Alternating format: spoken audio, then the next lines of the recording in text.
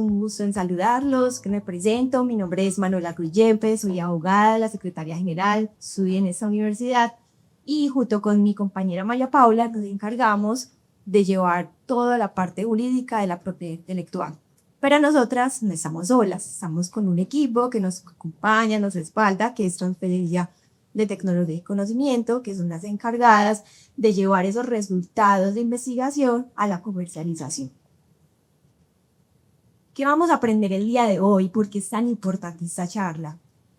Vamos a aprender cuando hablamos de la propiedad intelectual, qué hablamos, el valor de la propiedad intelectual, una breve introducción de la inteligencia artificial en la propiedad intelectual, los derechos de autor en la era de la inteligencia artificial, entender un poquito cuando usamos inteligencia artificial cómo se debe hacer las citaciones, hablaremos de propiedad industrial y propiedad y el uso de la inteligencia artificial, unas reflexiones finales y un espacio de preguntas, ¿vale? En este punto yo me voy a concentrar en los tres primeros y esperamos esta charla para ustedes sea bastante útil y fructífera como a las dudas que tienen con relación a la propiedad intelectual y la inteligencia artificial. Entrando entonces en materia, cuando hablamos de propiedad intelectual, ¿qué entendemos? Eso es esa primera parte. En principio, tenemos que partir de que la propiedad intelectual es un universo por completo. Y ese universo tiene sus propias reglas, sus propias condiciones y sus propias particularidades. Para ello hay dos categorías. Hay una categoría que lo vamos a llamar un mundo de los derechos de autor y la propiedad industrial. Son cosas completamente diferentes y cada una tiene sus propias regulaciones, sus propias reglas de juego, sus propias entidades, sus propios recursos, sus propios costos. Entonces estamos hablando de dos cosas completamente diferentes, pese a que se desprenden de la propiedad intelectual. De manera muy general, los derechos de autor, ¿qué son? Los derechos de autor tienen la finalidad efectiva de llevar ese producto intelectual creativo a una protección. Entonces, el producto intelectual es propio de las creaciones humanas dentro de los derechos de autor. Y hago el énfasis de humanos porque lo que nos compete es la inteligencia artificial. Y la inteligencia artificial claramente no es un humano. Entonces empezamos a encontrar como un panorama donde nos empezamos a encontrar de manera difusa. ¿Qué hacen entonces los derechos de autor? Como protege esos productos intelectuales propios de la creatividad, encontramos las obras artísticas, las obras científicas y literarias y los derechos conexos. Piensen aquí en la canción de moda. Esa canción de moda tiene un autor, tiene un compositor, tiene una melodía y todo esto genera propiedad intelectual en el ámbito de los derechos de autor. Por su parte, la propiedad industrial se encuentra entonces los signos distintivos que tienen cuando ven una marca, cuando ven lema, pero también encontramos las patentes y las patentes divididas entonces en modelos de utilidad e invención y también los diseños industriales. Este mundo específico, cuando hablamos de propiedad industrial, estamos inmersos en una comercialización. ¿Para qué usamos la propiedad industrial? Para tener una ventaja competitiva. Caso diferente sucede con los derechos de autor. En los derechos de autor yo busco un reconocimiento producto de la creatividad humana, mientras que cuando estamos en la propiedad industrial busco desbloquear el mercado para la comercialización. En este sentido, como estamos hablando de que cada uno tiene sus propias reglas de juego, sus propias diferencias, encontramos que en los derechos de autor el trámite es gratuito, es un trámite más corto, es un trámite entre 21 a un mes, se puede ir a 2 meses como mucho. Pero cuando entramos a la propiedad industrial, encontramos entonces que son términos mucho más dispendiosos, requieren un tiempo mayor. Pensemos, una patente se puede demorar entre 5 a 7 años, una marca se puede demorar un año, entonces tiene unos costos y un tiempo muy diferente. Importantísimo, dentro de la propiedad industrial, como tiene sus propias reglas de juego, encontramos entonces en la propiedad industrial la Superintendencia de Industria y Comercio como entidad que se encarga de dar esos lineamientos y esas pautas, mientras que en los derechos de autor encontramos la Dirección Nacional de Derechos de Autor. Como cada uno tiene sus particularidades, inclusive su protección es limitada, pero tiene sus diferencias. Cuando buscamos la propiedad intelectual como ese universo de esas obras creativas, esos inventos que las personas realizan, encontramos entonces que eso no es perpetuo, no buscamos bloquear para siempre la innovación, sino que tiene una temporalidad de protección. En los derechos de autor encontramos entonces que son la vida del autor y 80 años adicionales. Piensen en un libro, por ejemplo, un libro de García Márquez. Sería la vida del autor y 80 años, es el tema de protección. Cuando estamos en persona jurídica o las empresas, en los derechos de autor, encontramos entonces que a partir del momento de su publicación, 70 años adicionales. Pero cuando estamos hablando de la propiedad industrial, tiene unos tiempos completamente diferentes. Marcas o la categoría propiamente de signos distintivos, marcas y lemas, la protección son 10 años prorrogables. Yo los puedo prorrogar indefinidamente. Vemos que una empresa es titular de una marca indefinidamente, siempre que se renueve. Pero cuando estamos hablando de nuevas creaciones, que son patentes, modelos de utilidad y diseños industriales, solamente es por un tiempo específico y se libera. Para el caso de las patentes son 20 años y para el caso de los modelos de utilidad y diseños industriales, para el caso de las patentes y modelos de utilidad son 20 años y el diseños industriales son 10.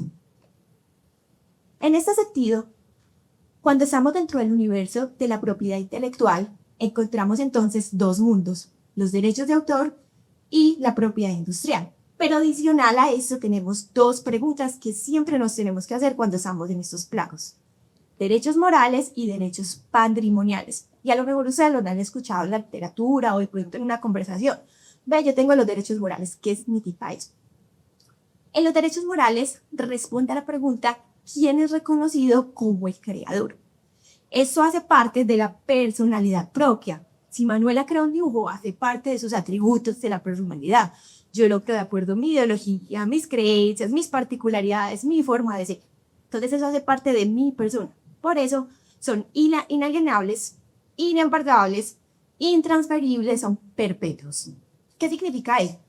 Que yo no los puedo hacer contratos, yo no puedo firmar contratos diciendo que cedo mis derechos morales. Yo tampoco puedo decir que cuando yo me muera se los paso a mi hijo. Tampoco puedo decir que eso no lo quiero más, lo voy a vender porque necesito embargarlos. No.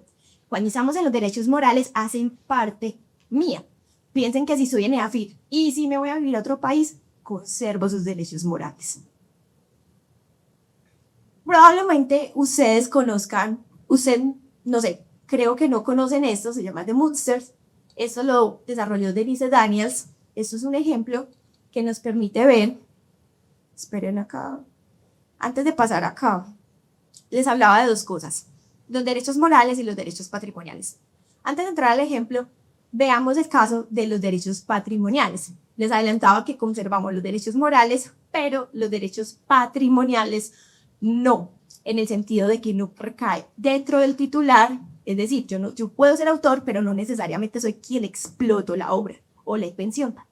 Los derechos patrimoniales obedecen a ese signo pesos, quién puede explotarlos, quién puede usarlos, quién puede cederlos. Por eso no siempre comparte esa misma categoría. Y ahora sí, me devuelvo al ejemplo.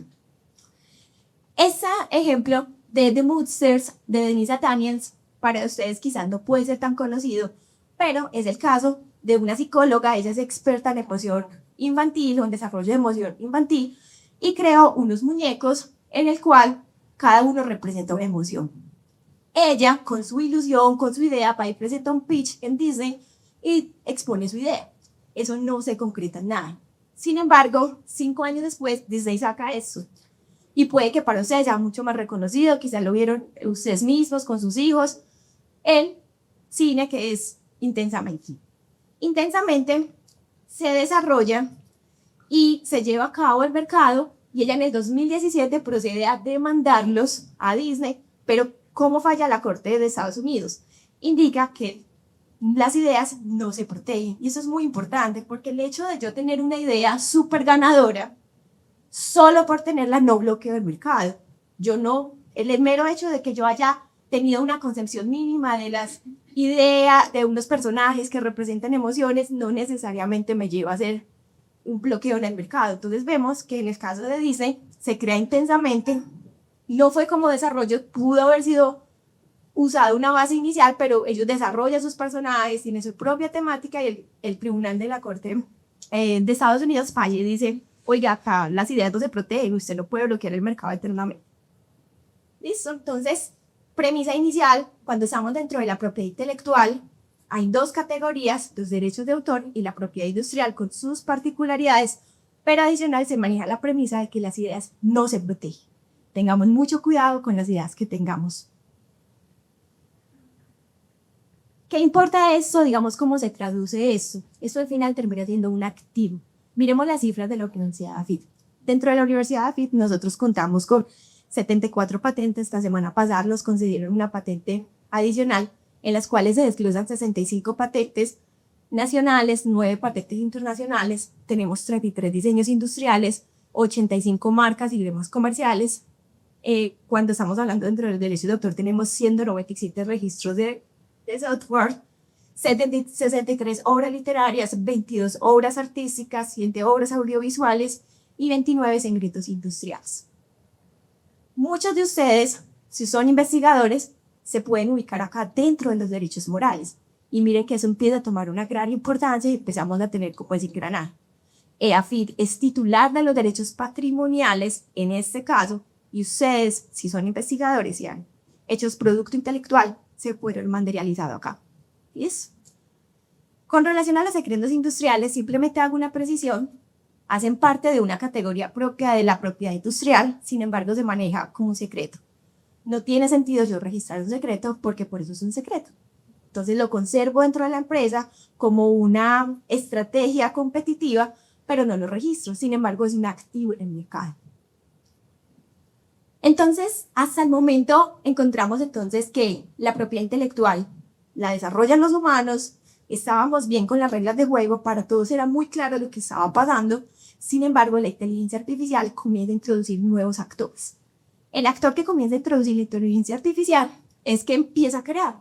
Entonces, comienza a cambiar esas reglas de juego. ¿Qué pasa? Y eso empieza a tener una gran interferencia. Quizás hace 100 años, si yo les preguntara en una charla de propiedad intelectual, les diría, ¿cuánto vale eso? Encontramos aquí en esta imagen un laboratorio de ciencias, encontramos un edificio de Harvard y encontramos unos investigadores haciendo investigación. Y yo les puedo preguntar, oigan, ¿y ustedes creen que qué vale más?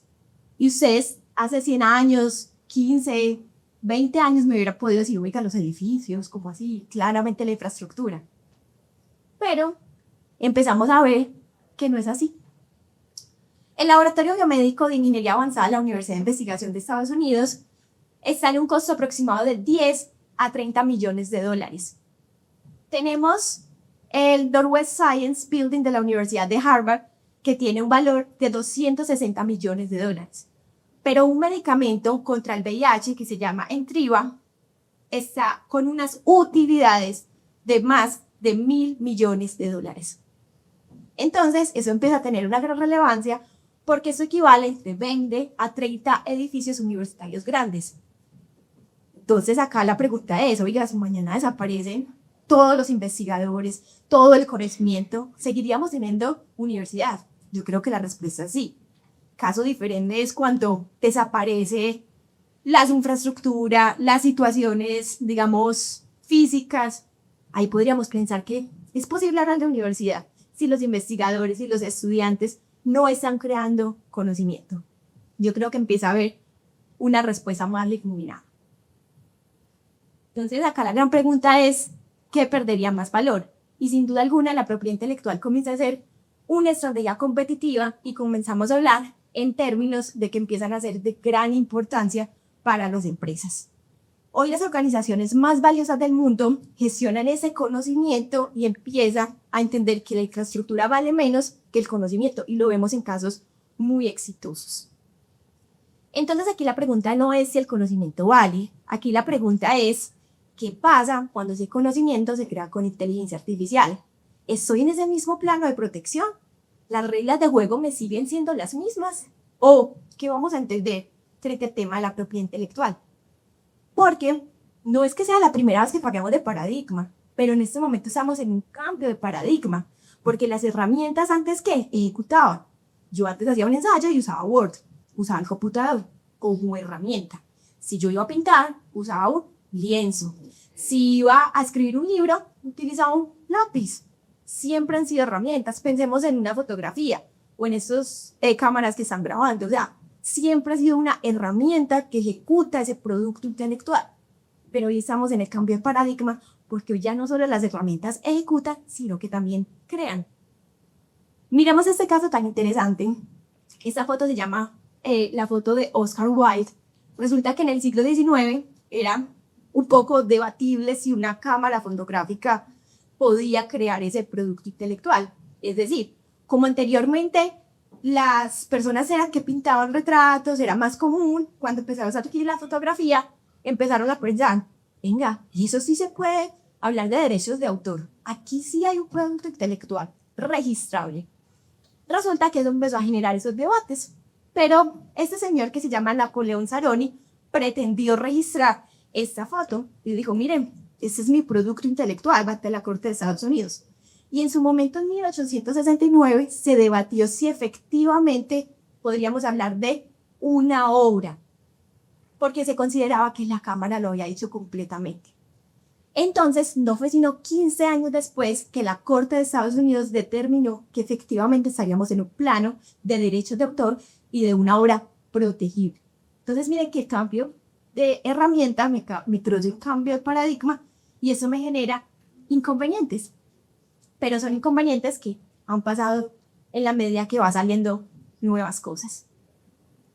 Y aquí entonces empezamos a introducirles inteligencia artificial y es cómo la estoy usando.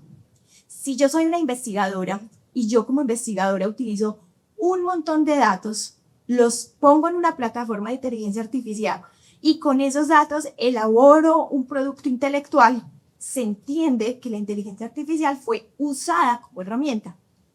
Pero pensemos si yo entreno un modelo de inteligencia artificial para que sea un experto en analizar las obras de Picasso y le digo, crea una nueva obra de Picasso, aquí se empieza a difuminar si efectivamente la inteligencia artificial fue una herramienta de creación, fue exactamente autónoma y me cambia las reglas de juego.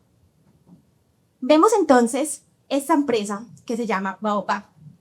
Esta empresa que se llama Baobab es una empresa que se dedica a hacer diseños de moda, toma sus lanzamientos, lo hace en lugares siempre muy diferentes.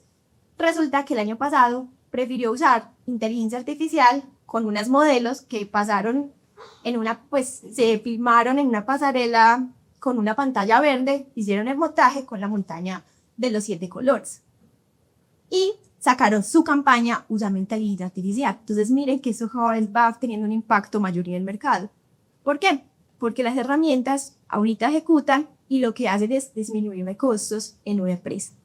Entonces, cuando estamos dentro de un paradigma donde la herramienta de inteligencia artificial es usada autónomamente, empezamos a tener un problema y empezamos a comprender que las reglas de juego que parecían estar claras comienzan a ser difuminadas. Entonces, hasta hace un tiempo, estábamos todos súper claros en que quienes podíamos crear cosas éramos los humanos. Pero hoy empezamos a introducir nuevos elementos y decir, oiga, la inteligencia artificial también puede crear resultados. Entonces podrían no estar en un derecho protegible. Y eso es lo que venimos a hablarles hoy. De que las herramientas hoy ya no solamente crean, no solamente ejecutan, sino que también crean. Y eso hace que cambie las reglas del juego. Como les decía Manu, la idea era con que todos estemos aterrizados en qué es propiedad intelectual para que empezamos a ahondar ya más y qué está pasando todos en esos temas de inteligencia artificial. Pero quiero retomar un poquito que me viene muy al caso también esta presentación estaría muy indicada por lo que les preguntábamos al principio y era, ¿qué creen ustedes que está pasando con el derecho de inteligencia artificial en propiedad intelectual? Entonces estos están súper atinados porque esto es varias de las cosas que les voy a explicar ahorita y es, estamos viendo temas de plagio, que es como el significativo de las respuestas que ustedes dieron, problemas con temas de autoría, réplicas que van muy de la mano como con el tema del plagio, problemas como temas de protección. Entonces, quería como reflejarles eso porque sí estamos alineados. Ahora, en el mundo, estamos en estas dos esferas de derechos de autor y propiedad industrial. En el mundo de derechos de autor, cuando hablamos de derechos de autor, estamos en todas en línea creativa, que es obras artísticas, obras literarias, software. En Colombia, a diferencia de Estados Unidos, el software es considerado como una obra literaria. ¿Por qué? Porque se corre con que el código es un lenguaje y entra a ser obra literaria, mientras que en otros países como en Estados Unidos podría ser una patente. Acá hay alguna vía si logramos que esa patente se asocie a un dispositivo, pero por ahora estamos en el arte de distribución. Tenemos entonces a nivel jurisprudencial un tema importante y es, no sé si ustedes ven ahí desde una piztica, algo en común entre la legislación de España, Estados Unidos y la India, como por mencionar algunas, y es esto que les pongo acá. ¿Qué pasa? Son legislaciones que están creadas hace mucho tiempo, son de vieja data. Entonces, a hoy no están pudiendo resolver la dicotomía en la que estamos de qué está pasando con la inteligencia artificial. Entonces, si recurrimos a estas resoluciones, a esta normativa, encontramos que ahora todavía se están dando pasos, y aquí vamos a entrar un poquito como al mundo del depende y de la ambigüedad, porque no hay ahora una unificación de conceptos, siguen primando en todas estas normativas estos conceptos de la protección nace con la creatividad humana, o sea, es el humano el que tiene la potestad de crear la autonomía para crear obras, y no se está premiando, no se está dando lugar a la creatividad algoritmo. Adicional, tenemos entonces que en ese orden de ideas, en este momento desde el 2023 al 2025, la Dirección Nacional de Derechos de Autor, que es en Colombia la encargada de hacer los registros de propiedad de derechos de autor, ha expedido 22 resoluciones. En esas 22 resoluciones son un poco similares a las que les muestro ahorita. La gente está tratando ya de hacer registros de derechos de autor, incluyendo temas de inteligencia artificial. Entonces aquí esta persona hace 52 imágenes para ilustrar su libro, Ecos del Alma, esto fue en 2024, y las trata de registrar como obras artísticas. ¿Cuál es la decisión de la resolución de la Dirección Nacional de Derechos de Autor? No hay una originalidad en la medida en que no es monumento y que 100% le está haciendo la creación. Entonces acá ya tenemos como ese bloqueo que se está dando en varios de los países porque se está de entrada y yo backstop negando la protección de obras creadas con inteligencia artificial. Y en las 22 resoluciones encontramos recurrentemente estas 4 premisas, y es: el humano da instrucciones, pero el que ejecuta es la inteligencia artificial. Entonces, ¿qué vemos? Y acá me viene el caso de lo que le explicaba mal ahorita, las ideas no se protegen. Que cuando yo le digo un prompt o le doy como unas ideas, el que al final concreta y materializa esa idea final, termina siendo la IA, ¿cierto? Porque la IA hace heurísticas, puede coger, ellos constantemente forman la inteligencia artificial con otras partes de obras de otras personas o la alimenta como cualquier cosa que encuentran en internet. Entonces no es cierto que el producto final sea 100% lo que el humano le dio a través del prompt. Acá entonces, por eso en esa medida están diciendo no, el resultado final tiene un margen de que el que está actuando sí es la inteligencia artificial. Entonces bajo esta medida en Colombia están negando la solicitud de productos de derechos de autor con inteligencia artificial. ¿Cuál es entonces como la gran dicotomía y las dos palabras más que estamos en este momento? Es la discusión está en si se crea por la inteligencia artificial o con la inteligencia artificial. Cuando decimos que se crea por la inteligencia artificial es un poco como un tabú de decir créame un paisaje. Entonces ahí él va a hacer cualquier paisaje. Mientras que si yo lo hago con la inteligencia artificial, es la analogía del ejemplo que les decíamos de la cámara, que la persona pone la cámara como herramienta, ejecuta la foto, pero el que le da todos los settings y toda la información a la cámara es el fotógrafo. Entonces, hoy lo que hemos visto como a nivel neural es que van a tener que pasar unos años más para que pase con la inteligencia artificial un poco lo que pasó con la cámara. Pone el agravante de que la inteligencia artificial, la diferencia de la cámara, sí está teniendo autonomía a la hora de llegar, que es como para la creación. Tengo 2 casos para exponerles. Aquí les voy a pasar como con varios países a continuación y como mostrarles un poco qué está pasando en cada uno de los países. Hace poco hubo un problema con OpenAI, que es el dueño de ChatGPT, y en New York Times. Esto estando aquí en Nueva York. ¿Qué pasa? El New York Times demanda a OpenAI y dice, venga, usted está sacando resultados con información de mi periódico, entonces usted está violando mis derechos porque está impidiendo que la gente me compre el periódico. Después de varias disputas, ellos pasaron la posibilidad y lo que entonces hizo New York Times fue bloqueo todo el contenido y me tienen que pagar suscripción. Que no sé si han visto que muchas cosas que antes eran gratuitas, ahora ya empiezan a ver de suscripción o pagas, porque es la forma que están teniendo las empresas para protegerse de que le cojan como toda la mayoría en el mercado. Entonces lo que hacemos ya es, en la medida que usted lo que habla, inteligencia artificial solamente puede como mercar o coger esas cosas que estén gratuitas. Pero entonces, ¿qué pasa en Inglaterra? Vamos para Reino Unido. Pasa que dicen, venga, hay cosas que son inevitables. No sé si han visto en la... Ay, me pasa mucho cada vez que uno encuentra el PDF del libro completo, libre. Y libre, pues vaya uno a saber si es libre autónomamente porque el voluntario lo puso como en Creative Commons o si le paran la licencia, pues es muy difícil a veces de saber. A uno siempre le dicen, lea de los términos y condiciones, pero a veces uno lee los términos y condiciones y no son tan claros. Entonces, lo que está proponiendo este momento el Reino Unido es, imagínense que estamos un poquito como Spotify, donde los artistas eran tratando de pelear porque les iban a dejar de comprar su discografía, iban a perder utilidades, pero al final pues la tenía arrasó y ahora Spotify domina y Spotify de tema de la música. Entonces está proponiendo como reinventamos, sacamos una licencia colectiva para entrenamiento de IA en temas de derechos de autor. Entonces, ¿qué queremos hacer? Que sea un tipo plataforma donde los autores descarguen ahí como su libro autónomamente y que al autor se le vaya pagando una remuneración en la medida que la inteligencia artificial vaya nutriéndose o vaya usando esa inteligencia artificial. Ahí es un poco difícil que se está todo por hacer, como les decía, entramos acá como nivel mundo del depende y como a la plataforma desconocida porque hay muchas cosas por leer todavía y es, no sé si algunos acá conocen Cyclo Simpro, uy, eso han agregado. Bueno, Cyclo Simpro pues es la entidad que representa a todos los autores y compositores de Colombia. Siempre ha sido un mito, ellos como cobran, y si le pagan ese porcentaje a los autores y a los compositores.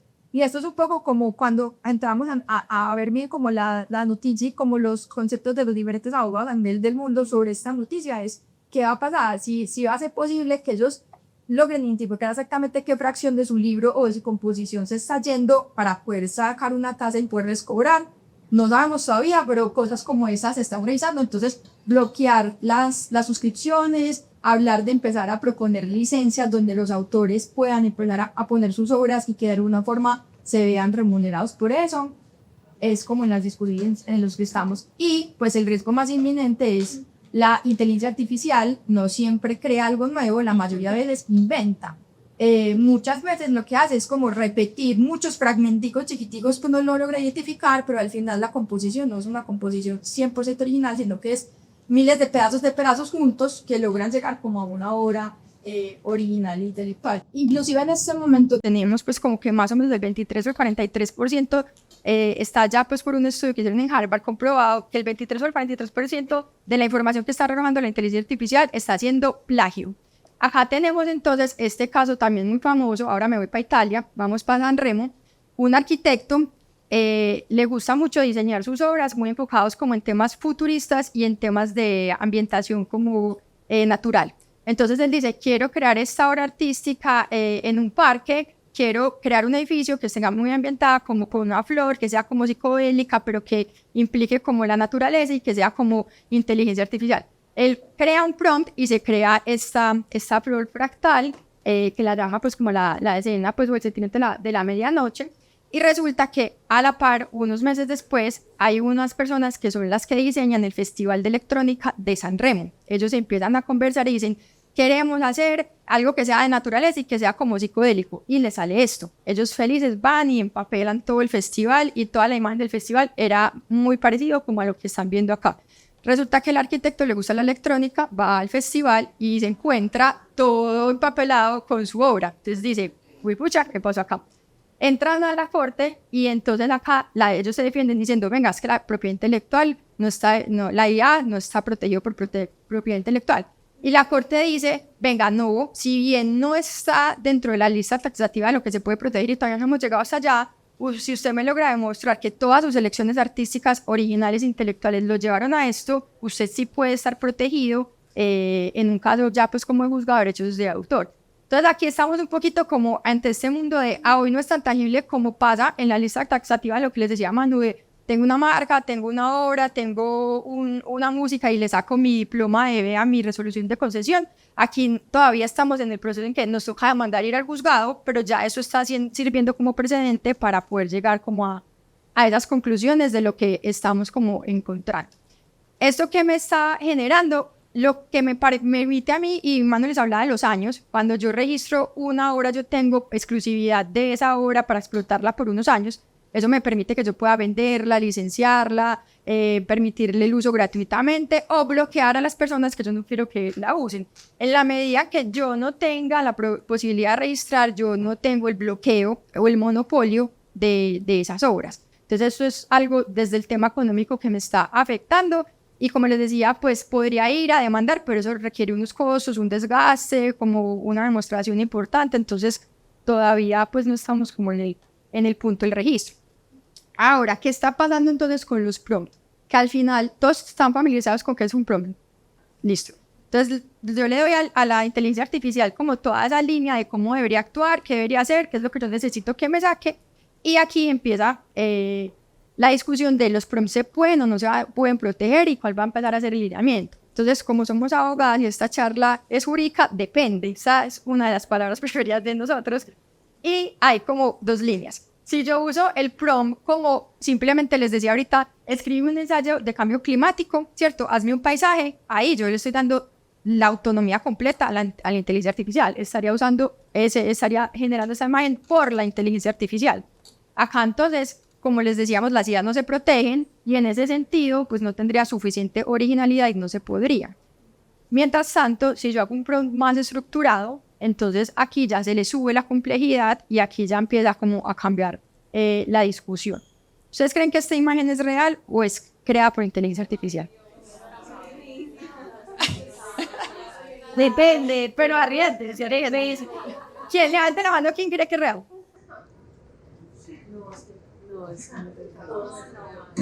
Bueno, eso es lo que una de las discusiones de las que estamos en este momento es creada por inteligencia artificial. China es el primer país en este momento que acaba de reconocer la creación de una imagen con inteligencia artificial como una obra artística. Entonces, ¿qué dice China? Venga, usted me está mostrando que 30 prompts son positivos y negativos. Positivos es, quiero que sea natural, quiero que la brisa le mueva un poquito el pelo, que los labios sean... Y los negativos son que no se vea tan perfecta, pues, pero ahí sí sea muy perfecta, pero eso decía en la resolución, que... Sí, ellos son perfectos igual. Ellos les dan como toda la línea de cómo. Entonces, en este caso, China dice, vamos a cambiar el paradigma. Para mí, eso sí es una obra que se puede proteger por propiedad intelectual. Entonces, es el primero que está mandando como la parada en este caso. Sin embargo, vamos para India. En India, en el 2020, hay un autor que dice, bueno, en el caso anterior, él crea la obra, pero el autor sigue siendo la persona que dio el prompt, ¿cierto? Que vamos a entrar como en dos discusiones y es cuándo se reconoce o si es posible reconocerse que la obra sea creada por mí como autor y yo soy el que le doy el prompt y las instrucciones, o ya vámonos más avanzado y hay gente que ya está diciendo reconózcame a mí como autor, pero a la inteligencia artificial como coautora, porque fue la que creó. Entonces, este caso de India es un caso de coautoría. Esta persona de India dice, yo estoy haciendo una ambientación como inspirado en Van Gogh. Entonces yo quiero que yo y esta herramienta sean considerados como autores de la obra. En la primera decisión de la corte la conceden, pero ahí hubo pues como varias discusiones al respecto y luego ellos vuelven a analizarlo y revocan. Esto es un poco como de la mano de lo que les mostré al inicio, tenemos legislación súper vieja, entonces muchos de las personas que se opusieron o que empezaron pues como a requerir a la corte para que volviera a revisar, era muy enfocado como en esa línea de una legislación de 1952 que dice que el autor es una persona natural, pero ahí en ese momento pues no se había concedido como toda la revolución que tenemos en este momento. ¿Qué pasa en Colombia? En Colombia se podría proteger como obra literaria, pero entonces ojo acá. Porque cuando yo hablo de obra literaria, yo no estoy prostituyendo el producto final, ¿cierto? No sería la foto, no sería la música, no sería la obra literaria, sino que simplemente sería la guía que yo le di, ¿cierto? Y es un poquito reforzado. ¿Qué es lo que pasa en la Dirección Nacional de Derechos de Autor? La Dirección Nacional no hace juicios de valor. La Dirección Nacional solamente dice, si yo le digo que es una obra artística, él abre y mira que sea una obra artística. pero él no entra a mirar que yo no le plagie a nadie, que no, él presume como la buena fe y la concede. Si es una obra literaria, él entra y mira que sea un texto. Entonces él no entra a mirar si ese texto es un cuento, si es un libro, simplemente mira que sea un texto. Entonces por eso la vía podría ser por el prompt, pero ahí no estoy en realidad protegiendo lo que debería proteger, que es el producto final, ¿cierto? Que sería como la obra ya reproducida. Entonces si el día de mañana yo hago un prompt perfecto como el que les mostré de China, y alguien va y saca lo mismo, yo no podría, pues solo porque decir que tengo el prompt protegido, ir a decir que ya yo soy el titular. Pues tendría, como les digo, que entrar a un juicio, que eso pues tiene tiempo y gasta plata, porque en Colombia se sigue primando que la originalidad del autor es la que pesa sobre la idea que se crea. ¿Ustedes recuerdan este caso del mico macaco? Bueno, el mico macaco, para los que no están enterados, es una persona va al zoológico de Estados Unidos y él se toma una foto con el mico le coge la cámara y se toma una selfie. Y entran a una discusión de quién es el titular de esa foto. Entran a una discusión de quién es el titular de la foto y la discusión era, ¿es el zoológico que es el dueño del macaco? ¿Es el señor que es el dueño del celular? ¿O es PETA, que es la que ayuda pues a defender a todos los animales? Entonces responde por los derechos de los animales. Ahí la discusión pues se resolvió diciendo, es un mico, no tiene autonomía humana, no tiene pues en lo que tiene que ver con la ley la originalidad. Entonces eso jocosamente es como para traerles a colación, estamos más o menos en ese tipo de discusiones de lo que pasó con el mico macaco. Inclusive hubo también una obra muy famosa que la solemos mostrar nosotros en otras charlas y es un burro pintando un lienzo. Entonces llegan a la exposición al lugar, muestran la obra y todo el mundo preguntando de quién era la obra, la gente está interesada en comprar más obras y luego sacan la foto del burro pintando la foto. Entonces es más o menos como en ese tipo de discusiones de las que estamos en este momento. ¿Cómo me afecta entonces eso los derechos de autor? En este momento estamos en una dicotomía muy importante, como les mencionaba ahorita, entre el 24 y el 33% de lo que me arroja la inteligencia artificial está siendo cogido como extractos de cosas que ya existen, de autores que ya han tenido como de información. Entonces aquí la recomendación es posible que él copie, tenemos que empezar a buscar, uno le puede dar como cuando dice estudio inmersivo, repléame si tienes la referencia de dónde salió eso, muéstrame de dónde pudo haber salido para que no les pase lo que les he mostrado de la flor fractal o que de pronto yo crea que es muy original lo que me está diciendo, pero no es tan original. Por eso es muy importante que citemos la inteligencia artificial.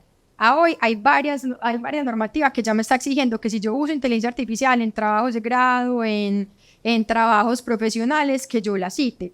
Hay varias formas de citarla, pues acá está como la más común que es APA, pero están pues cualquier forma conocida de citación y debería ser así, cita texto OpenIA 2023 y la biografía tener como todo el tema de la herramienta que la creó, el texto de la herramienta del año y del modelo. Entonces la idea es que sí la hagamos porque a veces uno dice, yo la hice, yo la leí, no, eso suena como muy coloquial porque yo leí el prompt, no sé qué, pero no sabemos si en ese pedacito una frase que yo no conozco termina siendo una frase célebre de alguien que ya existió.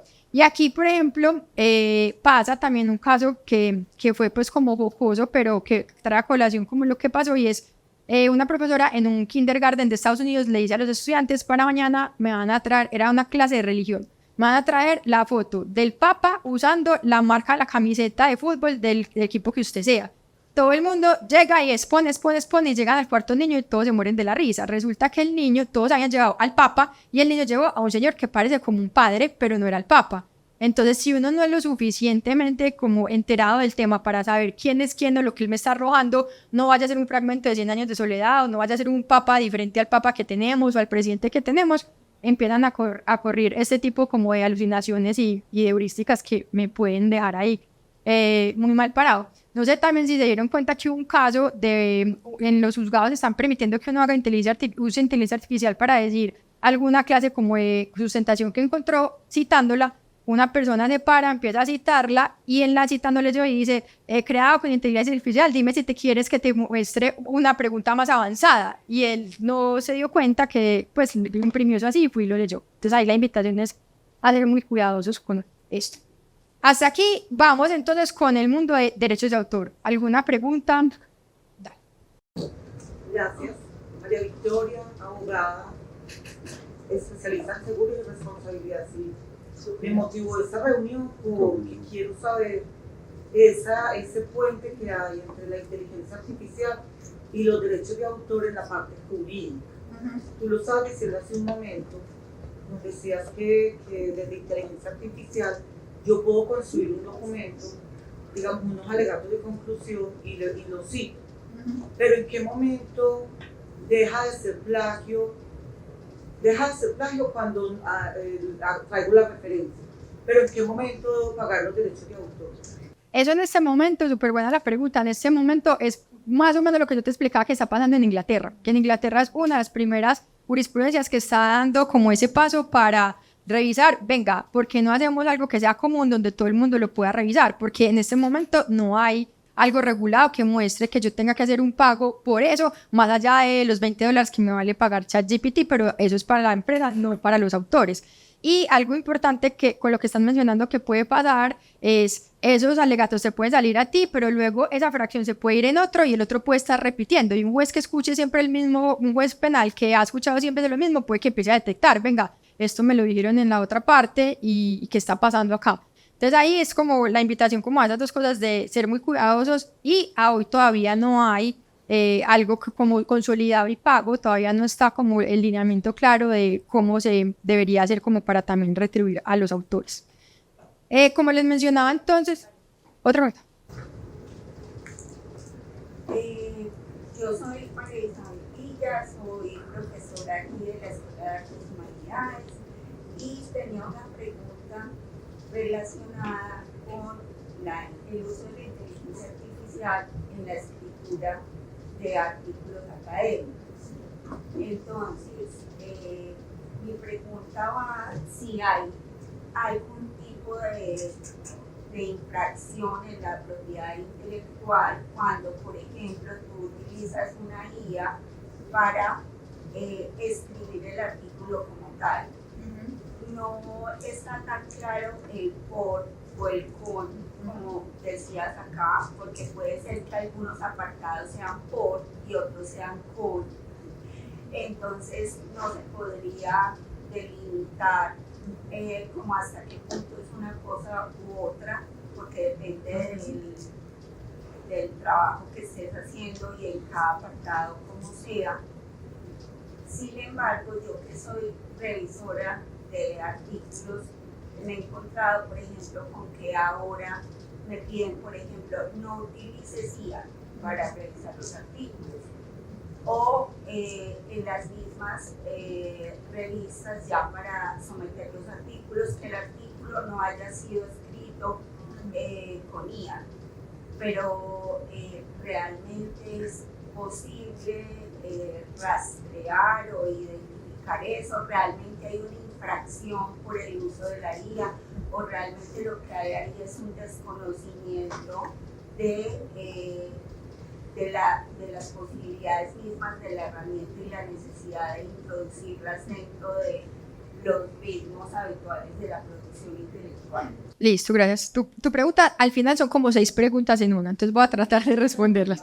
Entonces, si se puede o no se puede, hay que revisar muy bien los términos de cuando uno va a sancionar el artículo, ¿cierto? En este momento, por ejemplo, en los comités de ética se les está exigiendo también que revisen eso. La mayoría de las investigaciones para publicarse o para lanzarse tienen que pasar por un comité de ética. Los comités de ética ya estamos incluyendo como dentro del chequeo ese tema.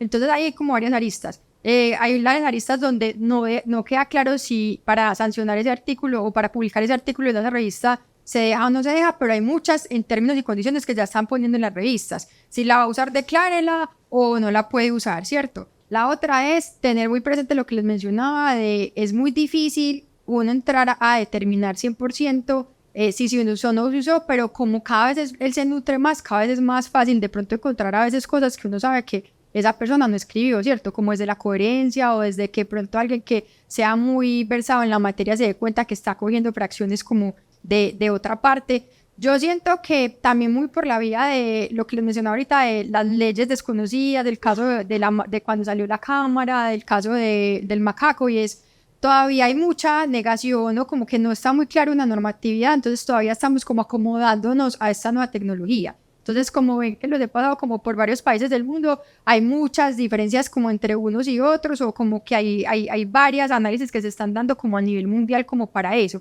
Entonces es como jugar un poquito con el tema de los términos de referencia, pues de la línea que va dando como cada caso, pero sí hay un mundo, pues, y hay muchas cosas que la respuesta exacta no te la tengo porque todavía no está pues como clara, pero es más o menos las recomendaciones pues como que les he ido dando como hasta ahora. Ahí entonces, si no hay más preguntas, cerramos el tema de derechos de autor, que es como todo este tema más artístico, más de la obra, y entramos a propiedad industrial, que en propiedad industrial ya me voy de la esfera de la Dirección Nacional de Derechos de Autor acá en Colombia para la Superintendencia de Industria y Comercio. Entonces aquí está pasando algo medianamente diferente a lo que pasa en derechos de autor. Veamos entonces el tema de marcas. Hace varios años, para yo generar el nombre de una marca o el logo de una marca, yo ya me estoy pudiendo valer de herramientas de inteligencia artificial. Hay varias marcas en este momento registradas que el diseño de la marca lo hicieron a través de una aplicación de Canva o de FreePic o el naming también. O sea, uno normalmente paga por un taller de naming con una empresa especializada que le ayude a llegar como a ese resultado. Pero a raíz de la inteligencia artificial, mucha gente lo que le dice es, ayúdame a crear un nombre creativo que sea fácil de recordar, que tenga 4 palabras para el alimento que es un yogur, que tiene defensas, bueno. Y a raíz de como los resultados que le va robando, yo me puedo casar con un nombre, lo mismo con el diseño, con varias aplicaciones que ya existen para crear el diseño, ir a registrarlo. Acá es diferente porque acá, cuando estamos en la Superintendencia de Industria y Comercio, lo que ellos van a entrar a mirar es que no exista una marca igual o similar para la que yo estoy tratando de proteger, y lo mismo con el nombre. Y hay 3 clases, pues hay 3, como los 3 tipos de marcas más comunes, serían la nominativa, que es solo el texto, sería la mixta, que es la combinación de texto con palabras, de texto con imagen, y solamente la figurativa, que sería solo la figura. Entonces, una vez yo ubico mi marca en esa clase, yo voy a hacer una cosa que se llama la búsqueda de antecedentes marcarios. Pues lo debería hacer, alguna gente no lo hace, pero pues alguien versado en la materia siempre recomienda, vaya a hacer la búsqueda de antecedentes marcarios para mirar que no haya igual o parecido a lo suyo, y usted se puede registrar. La superintendencia solamente hace un sondeo cuando le pido la solicitud de que mi marca no vaya a infringir, o la marca que yo estoy tratando de solicitar no vaya a infringir los derechos de otra que sea igual o similar para la misma clase, porque ustedes conocen que existe Corona cerveza, Corona chocolate y Corona baldosas. Se llaman exactamente igual, se escriben igual, pero no hay cómo yo vaya a coger una cerveza y que yo diga, consumidor, yo creí que era una baldosa, me equivoqué. Pues no. Entonces pueden coexistir exactamente igual en diferentes clases. Ese es el análisis que en este momento está haciendo la Superintendencia de Industria y Comercio. Cuando yo registro una marca, a diferencia de derechos de autor, yo no tengo que decir quién es el autor, o sea, quién diseñó esa marca, quién llegó a ese nombre. Yo le tengo que decir es quién es el titular. Y esa titularidad está muy enfocada en los derechos patrimoniales. Entonces, en ese orden de ideas, hay hoy muchas marcas que están en este momento registradas y posicionándose, que han sido creadas por herramientas de inteligencia artificial. ¿Cuál es el riesgo aquí? Perdón, te pregunto algo antes de que se pierda. Digamos, a nivel internacional, cuando registro, digamos, aquí una propiedad intelectual de marca, ¿estoy obligada a hacerlo en otros países? Sí, cuando yo registro una marca, la territorialidad es nacional. Entonces, cuando yo registro en Colombia. Entonces, me hiciste acordar del famoso caso de Frisbee. Entonces, ¿qué pasó con Frisbee? Frisbee se registra en Colombia, se registra en Europa, diferente a lo que mucha gente cree. Frisbee sí se había registrado en Europa, pero no logró posicionar su marca allá, no logró abrir mercado, nunca abrió una tienda, nunca hizo pues como comercio. Entonces lo que pasó en el famoso caso de Frisbee fue que el otro más ventajoso dijo, venga, yo pido una acción de cancelación porque usted no está usando la marca y yo la registro. Entonces podrían haber marcas que se llamen igual en diferentes partes para el mismo producto, porque yo tengo que registrar en cada una. A no ser que sea una marca notoria como Coca-Cola, por ejemplo, Pepsi, McDonald's, marcas que ya trascienden pues como la nacionalidad, y que así yo no esté registrada, pues se le prima el registro sobre la nacionalidad en la que se registró. Pero sí me tengo que registrar en cada país, y para eso hay varios acuerdos para hacerlo más económico, porque como les decía Manu ahorita, cuando yo registro en la Dirección Nacional de Derechos de Autor como la alturas creativa, no vale nada. O sea, si yo le quiero pagar a un abogado los honorarios por la asesoría, pero no vale nada, se le registra ante la Dirección Nacional, mientras que cuando yo voy a hacer un registro en la Superintendencia de Industria y Comercio, todo tiene tasas, entonces sí vale, y si voy a hacerlo a nivel nacional, pues vale internacional vale mucho más. Entonces el registro se tiene que hacer en cada país. Ahora, ¿cuál es el problema entonces de yo crear marcas con inteligencia artificial? Puede generar logotipos similares. Aquí hay que tener en cuenta que muchas de las aplicaciones con las que yo creo, si yo uso la aplicación gratuita, esto no me está dando exclusividad. O sea, si yo uso la aplicación gratuita, ese logo queda ahí. Entonces cualquier otro de otro país lo puede coger o el mismo país y llegar al mismo logo. Entonces ser muy cuidadosos con eso, sobre todo cuando uso las aplicaciones gratuitas. Podría exponerme a demandas. Entonces el caso que les mostraba la Fractal, que luego yo me doy cuenta que alguien está cogiendo pues mi marca que yo ya esté posicionando, y en la medida que esa persona vaya y registre la marca, pues ya, ahí sí ya tiene una titularidad, entonces me podría demandar. Y que la empresa que desarrolló la IA, si en los términos y condiciones deja eso que les menciono de como usted está usando mi versión gratuita, todo lo que queda acá que usted haga con esa versión gratuita es mío, podría, en caso pues de ver que eso pase, hacer una demanda. Hay una figura muy famosa en Estados Unidos, aquí no se usa tanto, que también puede empezar como a despertar con este tema, que se llaman como los trolls, que es como ese muñequito, no sé si se acuerdan que era como de pelito de color. Listo, entonces esos trolls son como cosamente como el maldadoso, pues, o el que busca como la mejor parte. Entonces en Estados Unidos hay abogados que se llaman los trolls porque lo que ellos hacen es que trabajan solamente para mirar qué marca es parecida a la que yo tengo y lo demando. Entonces están por ahí por todo Estados Unidos buscando, o inclusive en Latinoamérica pues y en redes buscando quién se parece a mí, y yo voy y le digo, yo soy el titular, usted me paga o deja de usar su marca, y ganan plata desde licenciar la marca de esa forma. Entonces esto también abre la posibilidad a ese tipo de cosas, a que plataformas de inteligencia artificial o gente que pague la membresía y que deje ahí pues eso gratuito, empiece como a buscar a quién puede mandar para pedirle licencia, y uno con la marca ya posicionada, pues mucha gente paga porque ya el cliente está pues como asociado como a esto. Algo similar pasa con diseño industrial. Diseño industrial es esto que vemos aquí, que es como el diseño, la apariencia de esto que yo creo. Entonces, en diseño industrial yo no protejo la funcionalidad, sino que protejo es el diseño. Aquí también hace varios años todos los investigadores e inventores se han venido valiendo de archivos como de formato CAD, de aplicaciones que le hacen posible a través de una herramienta llegar a estos diseños. Esto también ha sido permitido cuando yo hago el registro. Acá yo digo quién es el diseñador, pero no tengo que decir pues como la declaración de si me ayudé con inteligencia artificial. Entonces en marca y en diseño estamos pues como un poco más avanzados en ese tema en cuanto al uso de la herramienta y de poder decretarme como titular.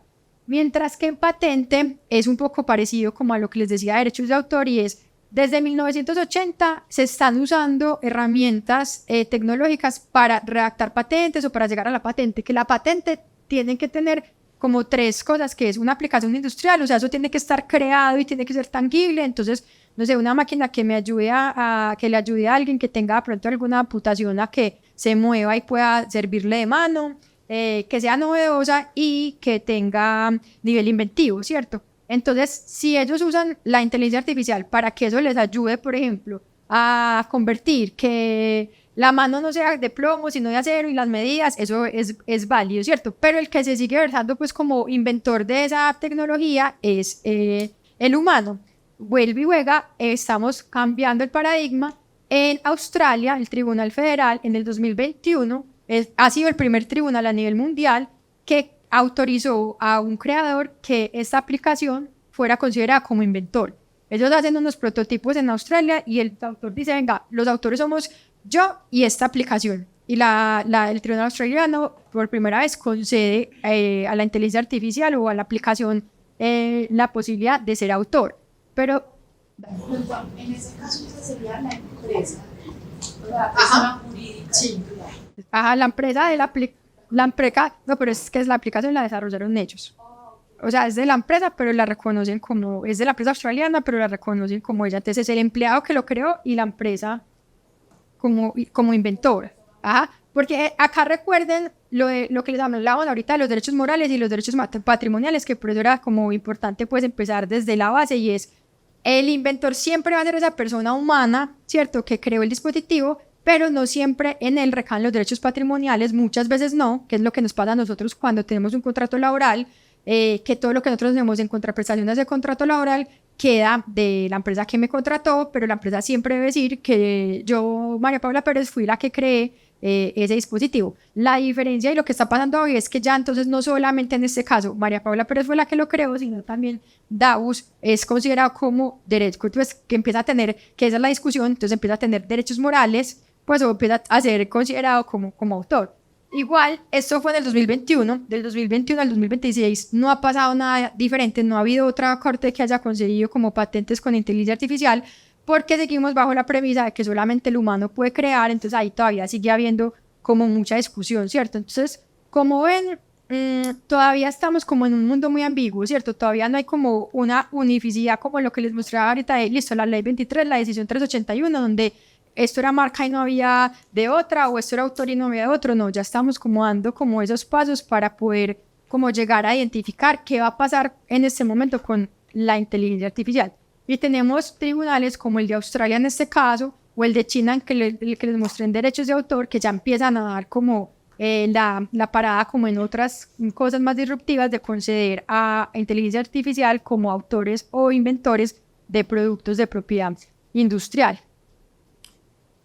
Ahora, en el tema de propiedad industrial hay unas cosas que sí están ya formalizadas y que hoy son legales, y es usar inteligencia artificial para estas tres cosas. Para la búsqueda de antecedentes marcarios, cuando yo voy a hacer la búsqueda de antecedentes marcarios a la superintendencia, como les decía, es una buena práctica yo estar seguro de que nadie más esté igual o parecido a mí, porque si yo registro eso con los ojos cerrados, lo más probable es que o me la nieguen o que alguien se oponga. Y ahí, ¿qué hago? Pierdo la plata, porque como les digo acá, hay que pagar tasas. Entonces, lo que uno hace, y que es lo que es más recomendable, es hacer una búsqueda. Cuando yo hago la búsqueda, yo me meto al software de la superintendencia y yo le digo, búsqueme que esta palabra con este logo en esta clase no tenga algo similar o parecido. Y ahí me sale un disclaimer de la superintendencia y me dice, usted va a ser dirigido a un tema de inteligencia artificial, a un software de sistema de inteligencia artificial, y ese software es el que va a revisar todo lo que yo tengo y le va a arrojar los resultados. Si él tiene un margen de error o si le sale una marca, yo no me hago responsable. Entonces ya están usando inteligencia artificial Colombia y muchas partes del mundo para el tema de búsqueda de antecedentes, porque cada vez más hay más y más marcas registradas, entonces manualmente se vuelve imposible pues ir a identificar qué hay. En el tema de patentes, en estas dos esferas, estado de la técnica, cuando yo voy a registrar una patente, haciendo la analogía de búsqueda de antecedentes, yo tengo que revisar que no haya algo igual o parecido.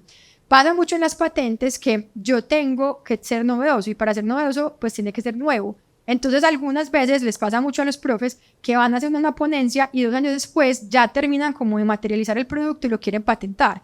Si hay algo que sea superior a 1 año, ahí ya me estoy dañando la novedad. Entonces, ¿qué busca un abogado especialista del tema que ayuda pues al inventor a registrar o la misma superintendencia? Que no exista algo igual o parecido en el mercado a través de la búsqueda de la técnica. Y eso hoy se está haciendo con herramientas de inteligencia artificial. Hay software que ya lo licencian, que ya son conocidos, Clarivate, Thomson.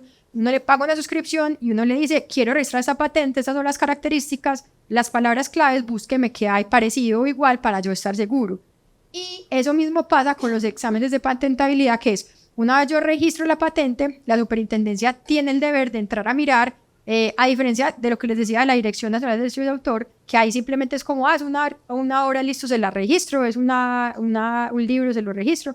Aquí ellos sí tienen que entrar a mirar de oficio los funcionarios que no exista nada igual o parecido, que sí sea nivel inventivo, que sí sea novedoso, y que sea de aplicación industrial. Ellos sí tienen que entrar a hacer un examen como más fuerte sobre ese tema para llegar como a concluir si sí o si no. Y para eso están valiéndose de aplicaciones, de herramientas de inteligencia artificial para hacerlo. Entonces, en estas 3 áreas ya no hay discusión, ya está funcionando, es legal, está en el mercado, versus lo que les mencionaban las otras de cuando yo lo voy a poder como autor o yo me valgo de él como para sacarlo.